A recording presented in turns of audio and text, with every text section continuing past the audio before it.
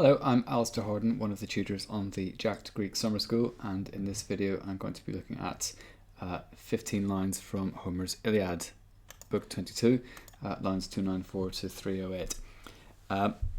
It's widely known about the Iliad that it's the story of Achilles, the wrath of Achilles, and the dispute he had with Agamemnon. But all of these Greek heroes are really quite flawed and not very likable as individuals. And the character who we are encouraged to get closest to as the audience of this poem is Hector. We see much more of Hector's family life, his mother and father, Priam and Hecuba, his brothers, who are fellow warriors on the battlefield, his wife and his child. We get to see all those characters, which really gives us the emotional setup for his death. And what I'm going to read to you today is his realization that his time is up and that he's facing his own death. But quite apart from that dramatic moment, the aftermath in the following lines after he's killed and the setup before that both give this a real emotional pitch within Book 22 and within the poem itself. The setup is Hector has killed Patroclus because he thought he was getting Achilles. Patroclus was wearing Achilles' armor, and in Book 18, Hector killed Patroclus. That's the event that gets Achilles back into the Trojan War after having spent 18 books sulking in his tent. The gods have met in one of their divine councils, and it's been decided that the divine protection that's been awarded to Hector is now coming to an end, and he no longer is sort of gold-plated. His fate is calling him, and he's got to die. Within the immediate context of this passage, it's a duel between Achilles and Hector. There's a point where Athena comes down and disguises herself as his brother Deiphobus and says, "We should really stay on the battlefield, Hector, because we might kill Achilles." Athena, disguised as Deiphobus, eggs on Hector to stay and fight Achilles, knowing that she's putting him in a duel that he will not win. So he regards it as an equal fight. He's been fighting close at hand with Achilles up till now. As far as he's aware, he could win. But we know that he's not going to win. And this is the moment that he realizes that he's not going to win, that fate is against him, and his time is running out. De phobon decale Lucaspida Macron nausas. Min doru Macron hod uti hoi enguthenen. Hector degno hesin nenifresi phonesente o popoi mala de me teoi thanaton de calesan. De phobon gar ego gefamen heroa parinai al homen enteke emede exapetesen Athene. Nunde de engutimoi thanatos kakos udet anuten udalee. Egar palai tot ge filteron en zdeni te kai dios hui hekebolo hoi me paroske profones eruato. Nun aute me moira kikane. Me man aspudige kai akleos apoloimen ala mega rexas ti kai esomnoisi potestai. Hos araphonesas erusato phasganon oxu, to hoi hupolaparen tetato megates tibaronte. Oi mesen dales host aetos hupsipeteis. So coming back to the start of the passage, let's have a look in a little bit more detail. De phobonde ekale Lucaspida Macron ausas. The last thing that's happened before the passage opens is that Hector's thrown his spear and it's bounced off Achilles' shield and not done any good. So he sort of calls round to Deiphobus, who he thinks is right there, and sort of says, "Give me another spear." Deiphobon here, right on the line, it's almost like we can hear Hector saying, "Deiphobus." He calls to him. His brother is described as Lugaspidav, the white shield, and then Macron Alsace with a wide cry. He yells across the plain to try and get this backup spear. So a visual description of Deiphobus' shield, or this is just an adjective, like an epithet, saying Deiphobus of the white shield. but the combination of sound words, Calais, he called with a wide cry, and the visual description of Deiphobus' shield just make the battlefield image a little bit more vivid. It breaks the duality of the tension between Hector and Achilles being the two participants in this duel, as he looks around for his wingman to give him a backup spear. Look at the arrangement here. Ete min doru macron. He asked him for a long spear. Repetition of the word macron up there and down there. This is a clipped and urgent phrasing. He asked a long spear of him. And there's a caesura, a pause in the line here. So the Homeric hexameter is very rhythmic. The hexameter line halts here. He asked him for a long spear, but he, Hode, but he, was not Enguthen, was not near to him. So suddenly Hector realizes that Deiphobus is not there.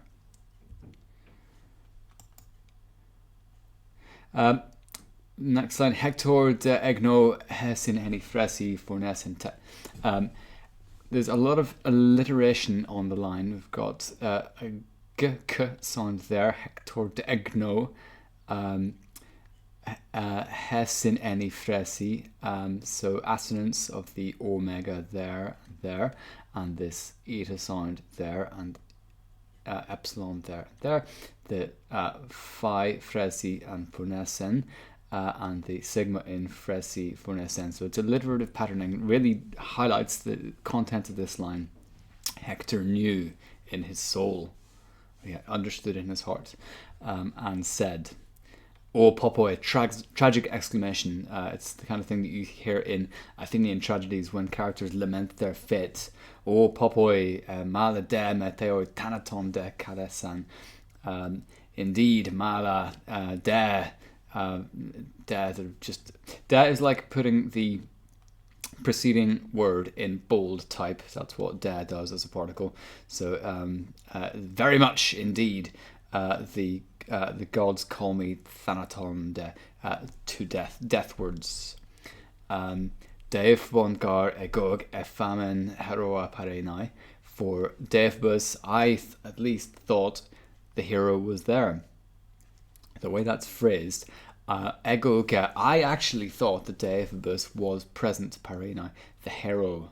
He thought that Deiphobus, the hero, was present, but it wasn't the hero Deiphobus, it was the mirage, it was the goddess in disguise, which he then says, al homen entekei, but he is in the walls, safely within the walled city, and me, Athena, has ex apatao, has completely, utterly deceived. So Hector, along with a very small number of other characters in Homer, Hector's given this insight into the divine machinations, if you like.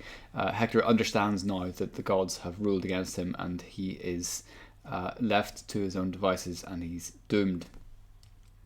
He goes into that in a bit more detail, and look at the choice of vocabulary here. Nun de, now. If we've got nun there, Enguthi, we had Enguthen a couple of lines previous. He wondered if Deiphobus was near, but the narrator says Deiphobus was not near, but now a wicked death is near. Instead of his brother, who's going to support him with an additional spear, death is near him. It is near, and no longer ud eti, it is no longer anaeuthen. So with those prepositional words, nearby and far away, death is near. It is not far, ude ale. So neither is it far, nor is there any escape, ud ale.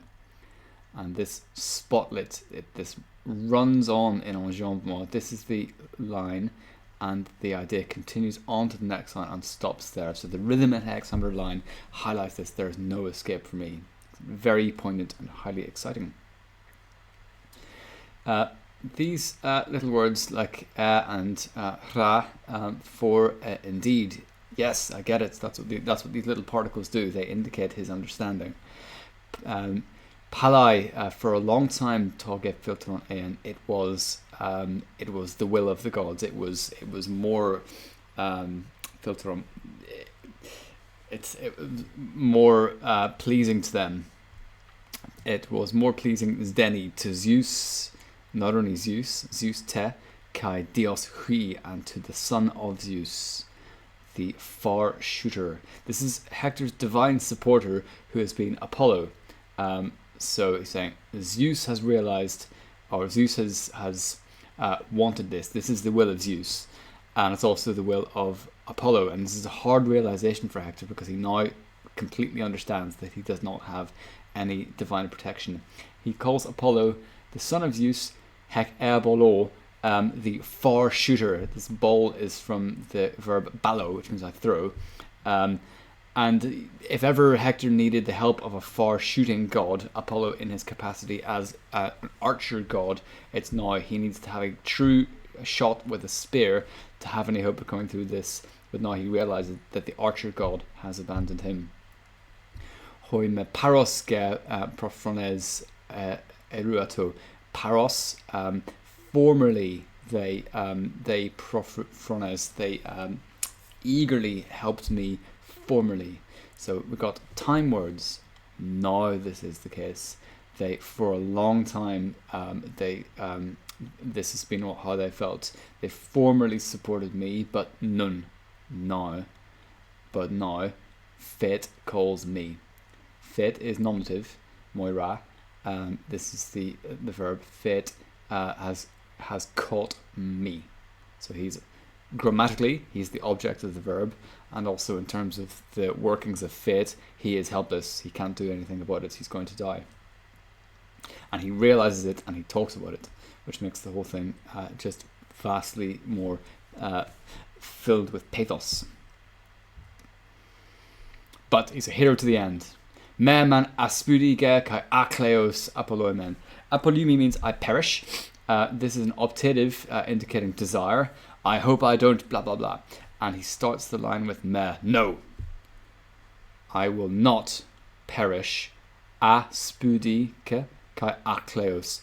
Spuda means zeal or energy, enthusiasm. I'm not going to die